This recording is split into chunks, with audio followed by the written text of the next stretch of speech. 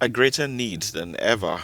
The UN has appealed for a record level of funding to cope with global crises as the war in Ukraine, the climate emergency, and the lingering COVID pandemic take their toll. At the launch of its annual Global Humanitarian Overview on Wednesday, the UN said providing aid to those in need next year would cost the equivalent of almost $51.5 billion. The needs are going up because we've been smitten by the war in Ukraine, by COVID, by climate, and I fear that 2023 is going to be an acceleration of all those trends, and that's why we say in this report and generally that we hope 2023 will be a year of solidarity, just as 2022 has been a year of suffering.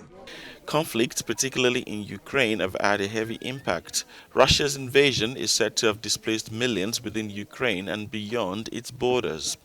We've provided assistance to 13.6 million people in Ukraine, and of course, as you know, going into the winter, this ain't getting any easier or less. And Ukraine's proposed budget, our proposed budget for Ukraine next year, I think is the highest of the list. It's $5.1 billion for Ukraine and the region. The appeal also highlighted the dire situation in Afghanistan, where more than 28 million are considered to be in need, and that of Ethiopia, where worsening drought and a two-year conflict in Tigray have left nearly 29 million people in desperate need.